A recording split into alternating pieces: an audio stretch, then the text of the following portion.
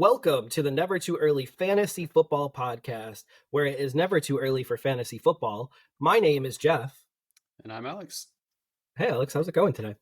It's going well today. We are reaching the Memorial Day weekend as we're recording. We are. Happy Memorial Day to all of our listeners, and I hope everyone has a safe and festive Memorial Day weekend. It's the official kickoff to summer for most of us that live in like the colder weather areas. As always, thank you for downloading, listening, liking, and commenting on our podcast videos.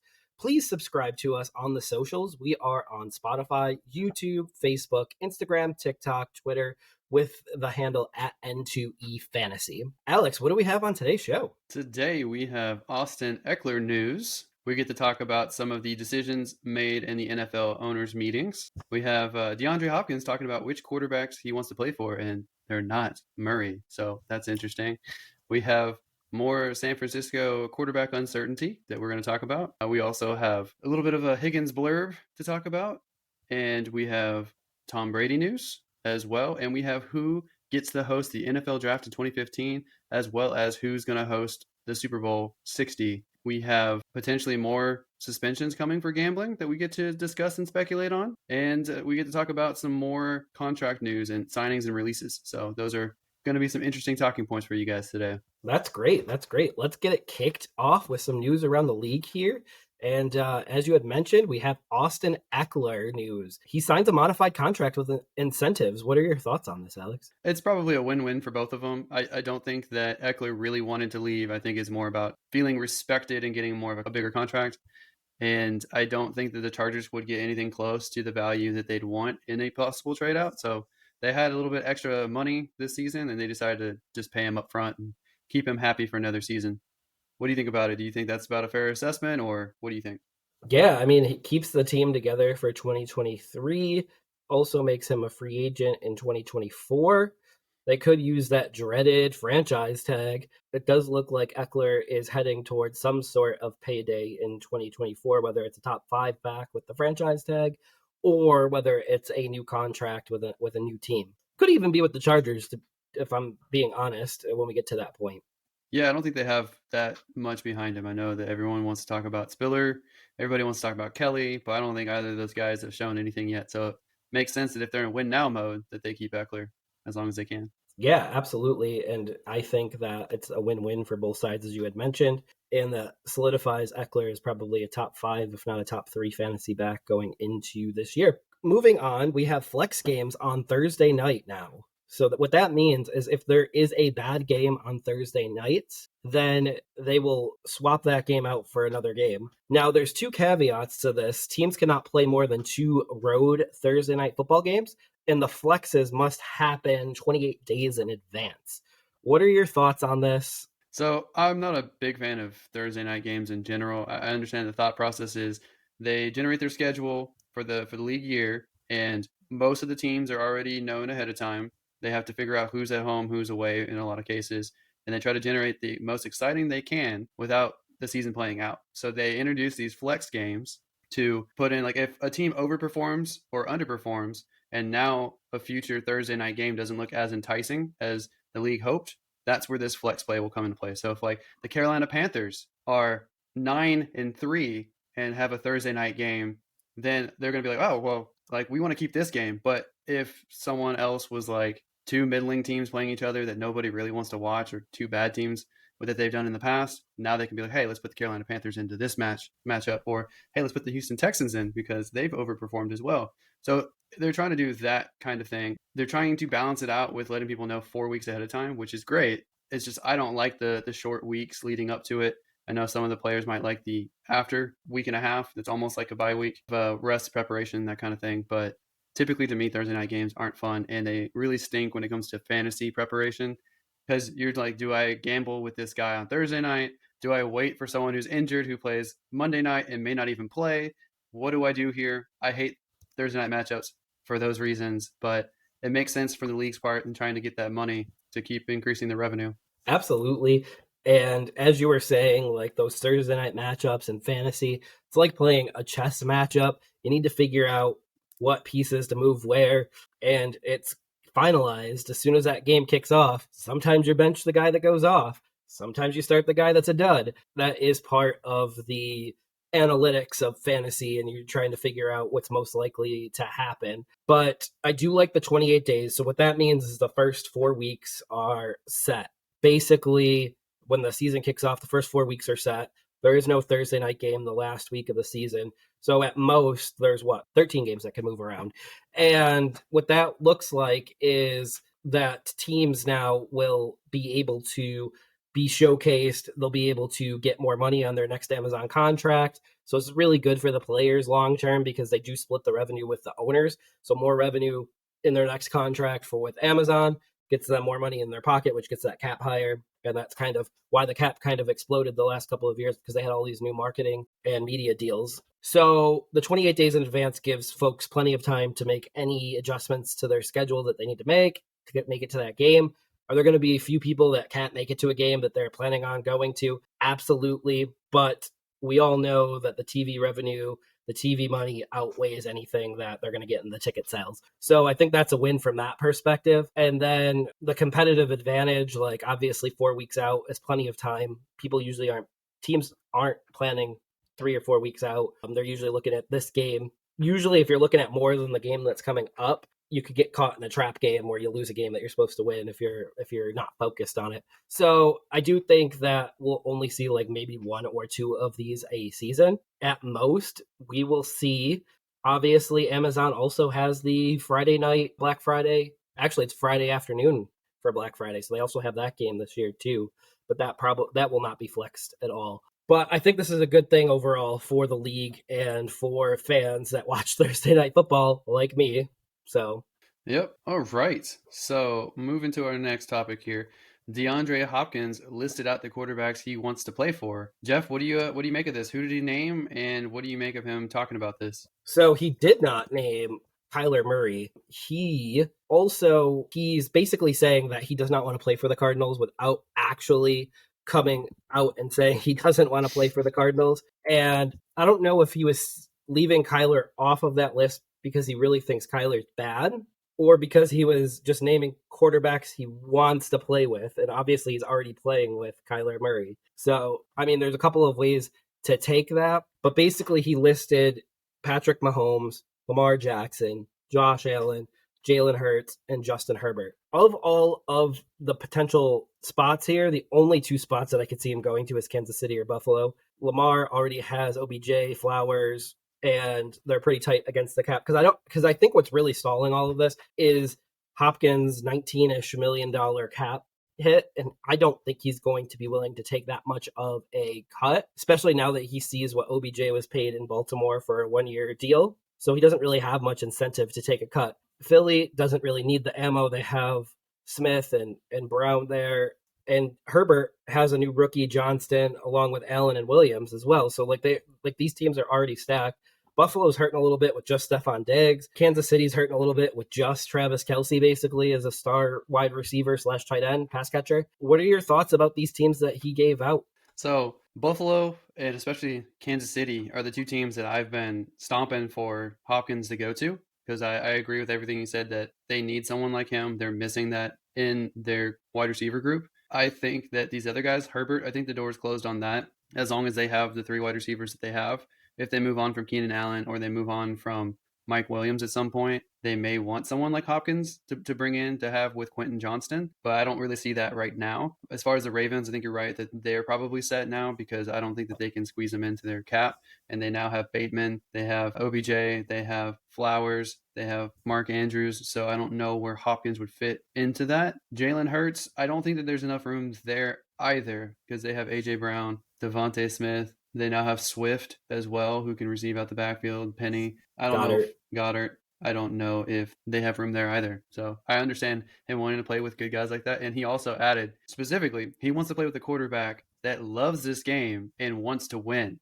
And when they asked him, what about Kyler Murray? And he said, oh, he's hurt right now. So he kind of backtracked and saved himself a little bit. But it sounds to me, he doesn't think Kyler Murray is someone who cares about the game at all and wants to win, which is not a good situation. I can understand why he doesn't want to be there anymore. So it's looking like Hopkins probably will be released unless a trade materializes So I don't think that he's going to stay on the Cardinals the entire season, if even make it to week 1. So this is still something to monitor and keep track of. He obviously could get stuck until the trade deadline. Maybe nobody does anything and they keep him on their team for spite for some reason. I don't know, but I don't think he's the Cardinal much longer. Yeah, I mean, it's stalled because he's not willing to take a pay cut, and Arizona's not getting the compensation back for him that they think that they deserve. And I just think that at the end of the day, this stalemate may not end anytime soon. And what we want to see it end, because we want to see Hopkins be fantasy relevant for his last couple of years, it really may not, because this might be the spot where Hopkins gets to be paid the most, and basically we all know at the end of the day that the money to the wide receivers is very, very, very important. I don't know if I see him taking a pay cut to even play for a better team, but we'll see. Time will tell.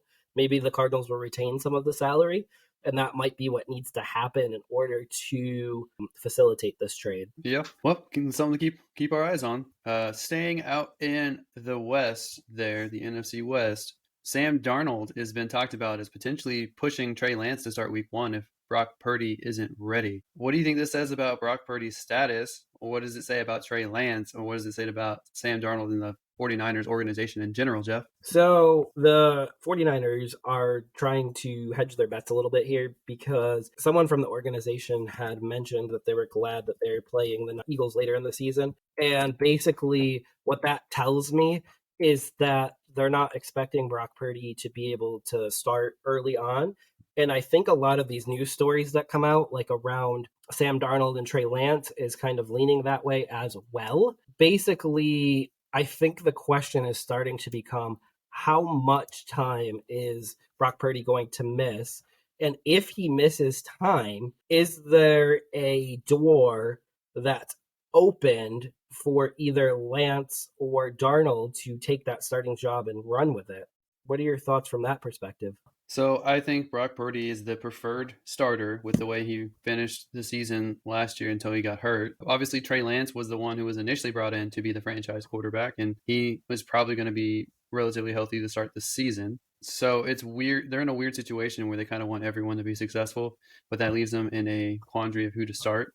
I think Trey Lance will probably end up starting because they need to see what they have in him. They need to see if he can be the guy instead of Brock Purdy, and then they could potentially trade either Brock Purdy or Trey Lance at some point during the season. I think Sam Darnold, to me, is just the third guy on the roster. And yes, he does have first round pedigree. Yeah, I know you love him, Jeff, but I don't think he really pushes the other two guys, but he should be a very solid veteran backup who can help them win in a pinch because the roster is already so good. But it would be so interesting for the 49ers if all three of these guys looked great and they could trade two of them away and just restock and get a really big haul somehow and continue to build their team around one of these guys. But my intuition right now says Brock Purdy's the long-term guy for them at this point, but it could be Trey Lance. I just don't think it's going to be Sam Darnold.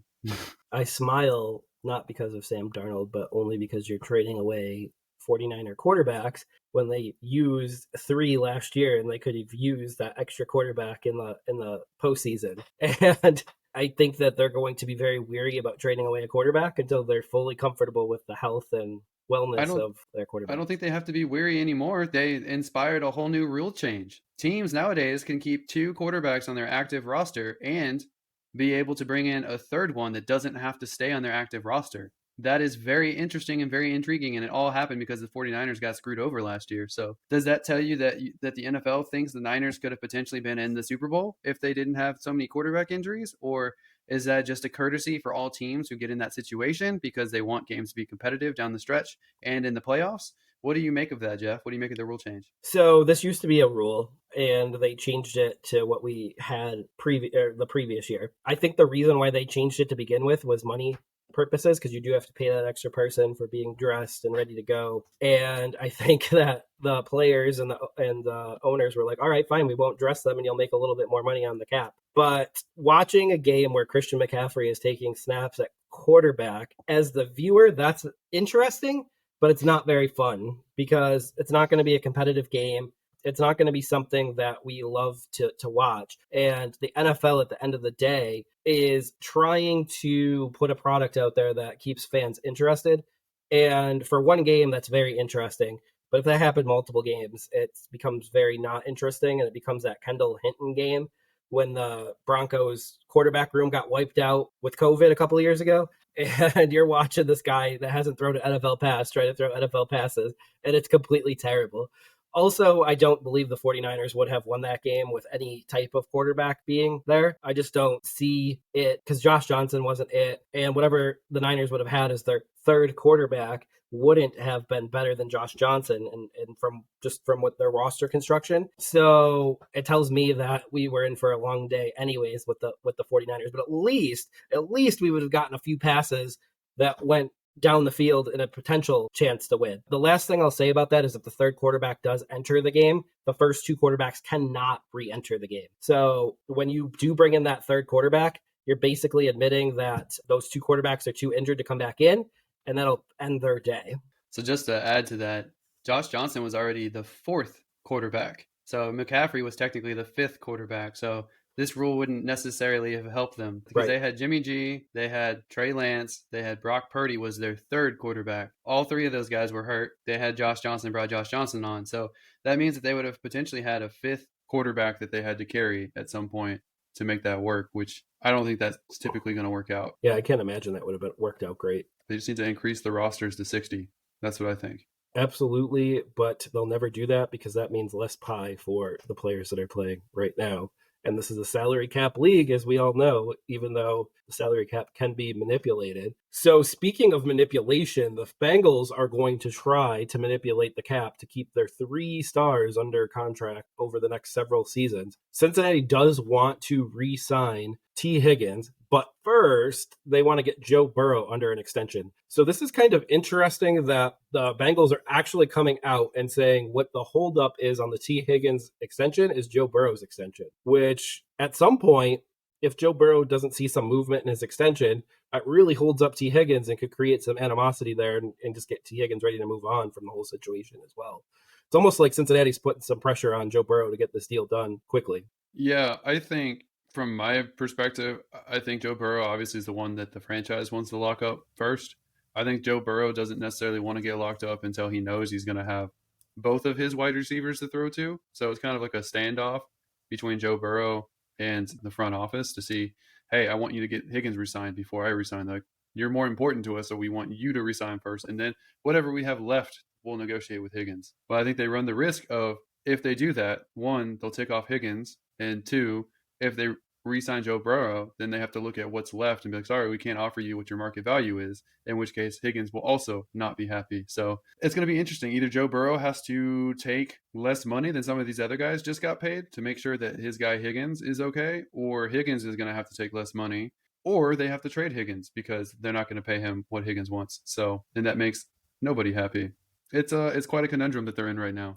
I have hopes that they'll get it done, but they might not. It's something to keep an eye on. Right now, it's still early. It's only May 25th, so it hasn't even gotten to regular training camp yet. We'll see how this plays out over the next month or so. Yeah, and as we know, like right now, until the season starts, is typically where the 3-year guys entering their 4th year would be getting that extension talk and actually get those extensions. They typically don't wait until the end of that 4th year to really talk this. And I know Burrow is technically signed for a 5th year under the 5th-year rookie option. You don't really want to tick off a quarterback that's going to be your face of your franchise for the next 12 to 15 years either.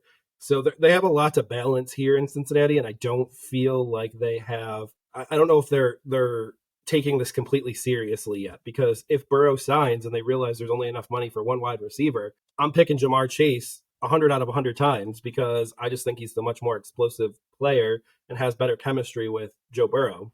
But T. Higgins is also showing some chemistry and a different type of receiver to play opposite of Jamar Chase. So it'll be really interesting because I know Burrow and Herbert are in a bit of a standoff right now because we all know the last to sign is going to get the highest amount. So they're in a little bit of a standoff right now. Both teams, like both LA and Cincinnati, want to lock up these quarterbacks like right now because they don't want to be the one that's paying the most, is kind of also my other thought on that. Yeah, I think Herbert's next. That's my guess. Next, we have more Tom Brady minority share ownership news. I know we talked about it on a previous podcast, and Tom Brady officially agreed to become a minority owner for the Las Vegas Raiders. That bid has officially been sent to the league. It has not been approved yet, and it looks like they're going to be waiting a month or two for them to actually process it. So he's not officially off of potentially playing this year until that's signed. But Jeff, what do you make of this? So I think this effectively ends Brady's career because apparently there is His a playing career, right? yes, yes, his playing career. I still think there's a chance that the Fox deal moves forward, moves on. It would be a little bit interesting to watch him call his own team's games. Stranger things have happened. There's nothing other than a little bit of bias that Brady would have, but it doesn't impact the game per se, like the result of the game. It may impact the end viewers' experience watching that bias. Apparently, an NFL player cannot own a team because of the league's constitution forbids owners from playing on the field. So an NFL player having interest in becoming an owner would first have to retire, which he's already done. I don't know if the NFL would hold them to this or if they would make a special exception.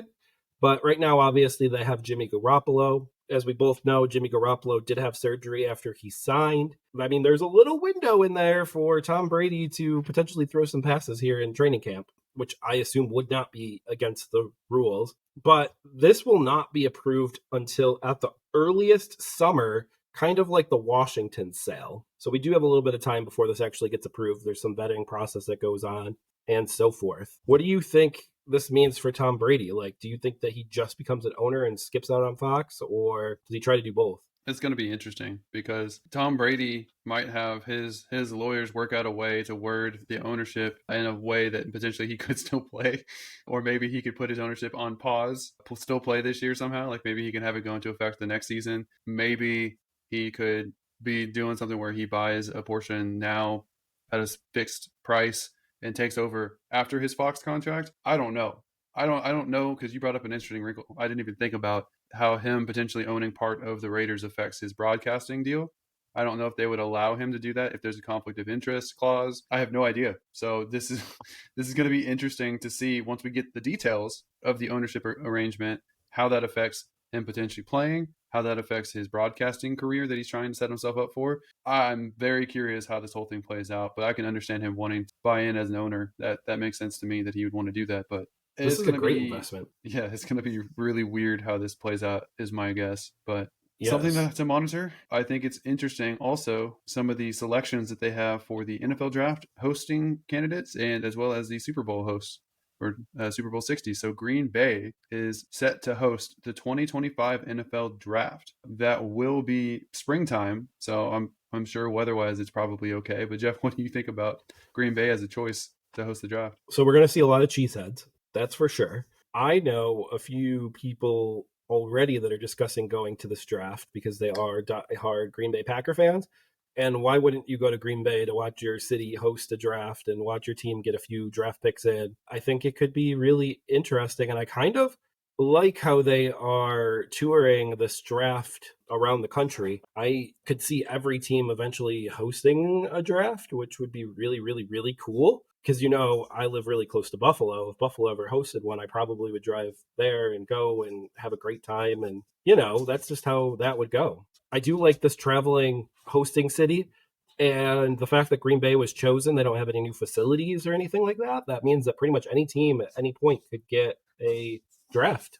Yeah, I think number one, this is a very popular team. They have a really good fan base. It's probably going to be very good on that regard. I think it's also kind of a nod to Green Bay. Like, sorry, you lost your second Hall of Fame quarterback in the past couple decades. So sorry Boo-hoo. about that. But hey, we're gonna throw some money your way by hosting there. But they have Who the has fans to make it really fun too. So I think it'll be interesting, and also will be interesting to see if they have division rivals come down and watch the draft there and sport their logos bravely in Green Bay. So that'll be interesting as well. I also think it's going to be interesting having San Francisco hosting Super Bowl 60. I feel like that's another nod to them. Like, sorry, you had multiple quarterbacks go down and you missed out on playing in the Super Bowl. But hey, how about you host it? Jeff, what do you feel about San Francisco getting to host the Super Bowl? still in newer stadium. Obviously, Super Bowl 60 is a big number. It's an even number. So it makes sense for a team that is a bigger city to be able to host that, like your New York, your LA's, your San Francisco's. we all know that Tennessee is eventually going to get a Super Bowl when they get a new stadium that's being built. But this is really cool for San Francisco, and also another team that went from one Hall of Fame quarterback to another Hall of Fame quarterback with Montana and Young back in the 90s. So we went from one back-to-back Hall of Fame quarterback team in Green Bay to the other back-to-back Hall of Fame quarterback team with San Francisco. As San Francisco has learned, and Green Bay will learn shortly, it's really hard to continue that streak past due. We'll see what Jordan Love is with that. But great for the city of San Francisco. They're always a great host. Kind of excited. All right. Well, what's not great is there's apparently a second wave of suspensions coming for gambling. We don't know what team it is yet or teams. We don't know the players or anything like that. We just know that it is coming.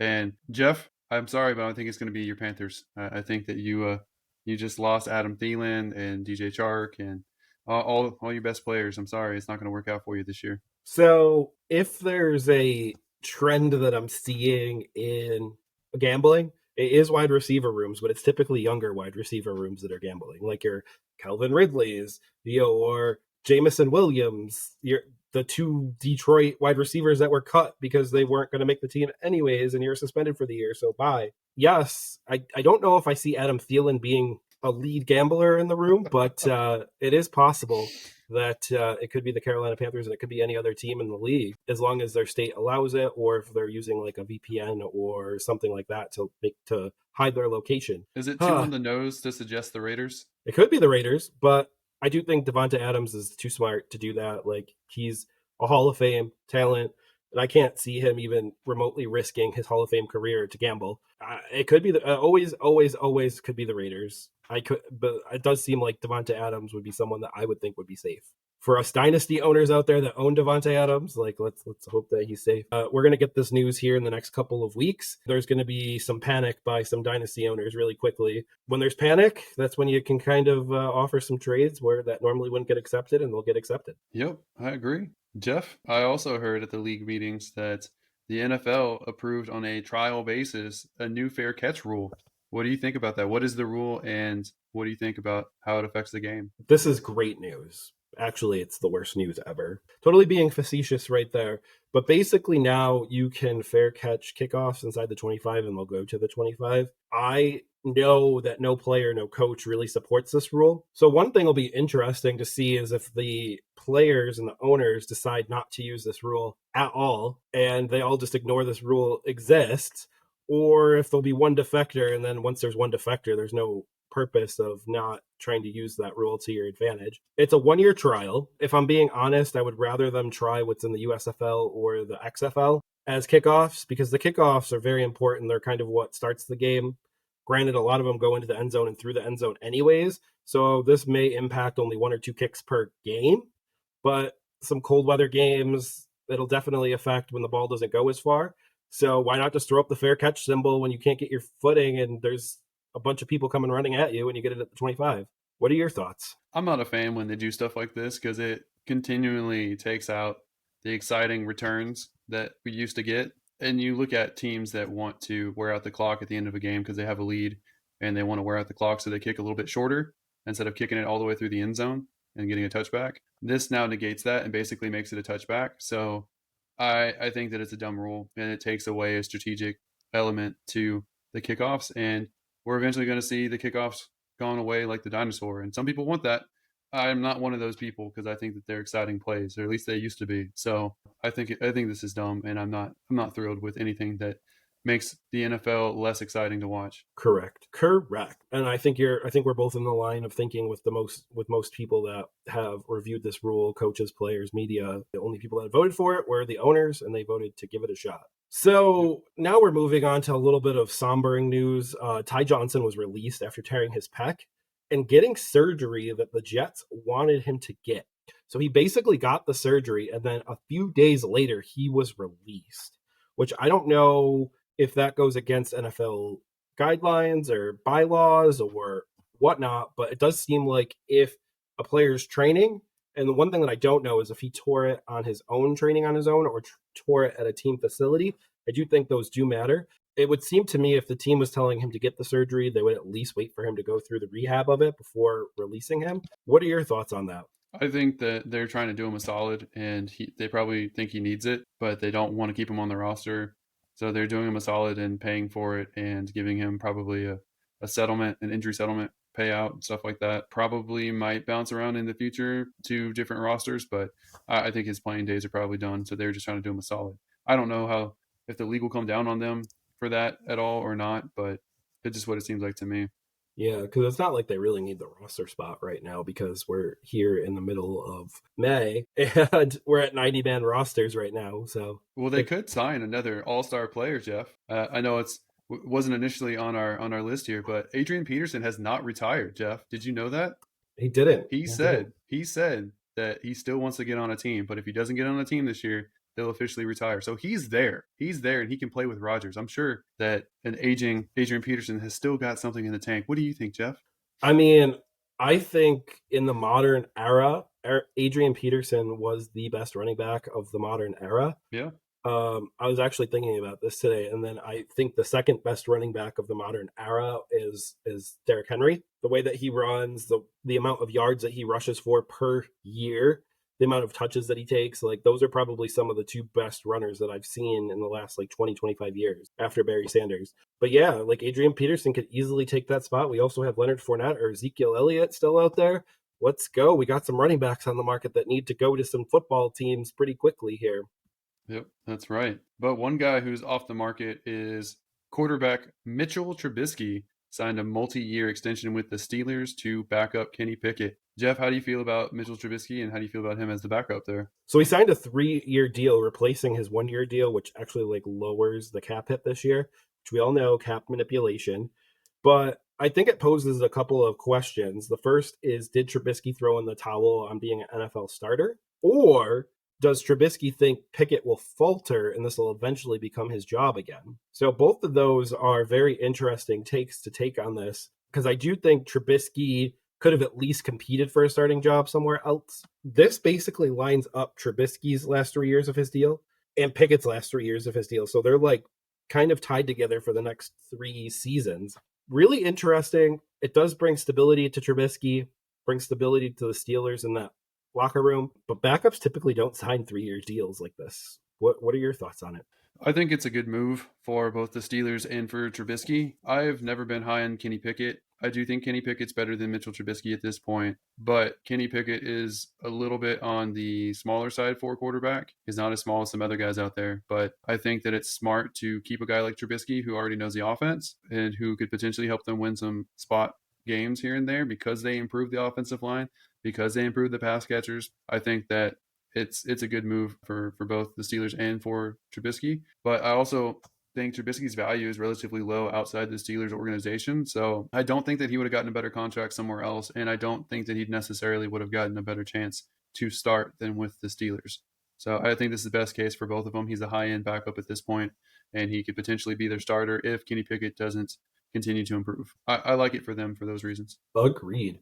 Agreed. Some shocking news out of Denver this week.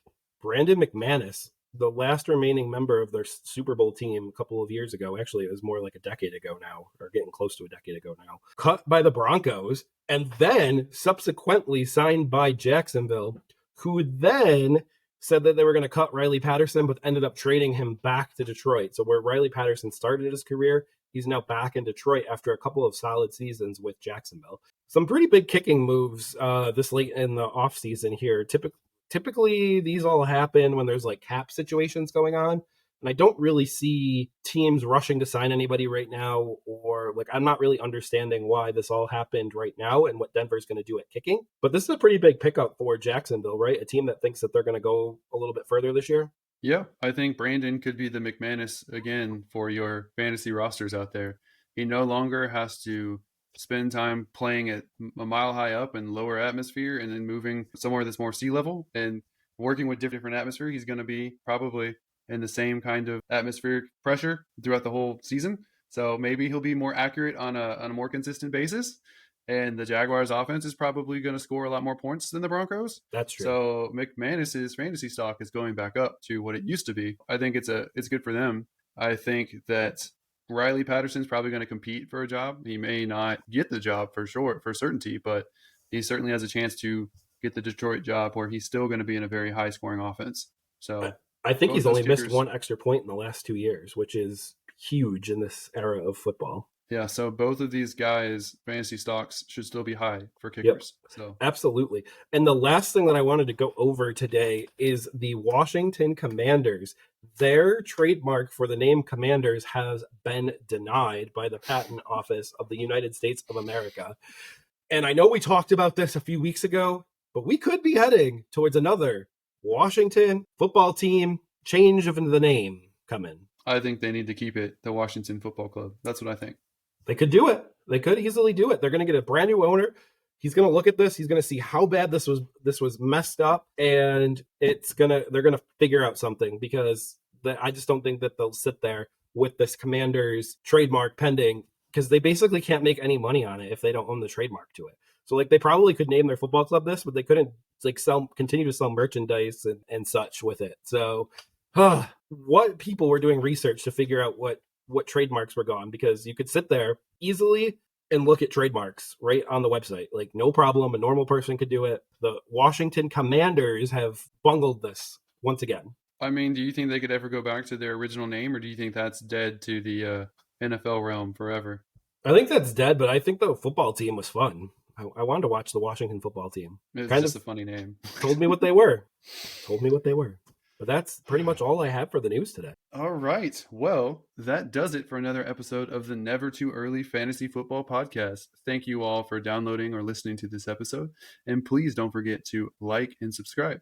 Please leave us a comment and share the show. Every little bit helps. As always, you can find us with our handle at N2EFantasy on Spotify, YouTube, TikTok, Facebook, Instagram, and Twitter. Please give us a follow. Until next time, take care of yourselves, stay safe this Memorial Day weekend, and remember, it's truly never too early for fantasy football. Thank you again. Bye, everybody.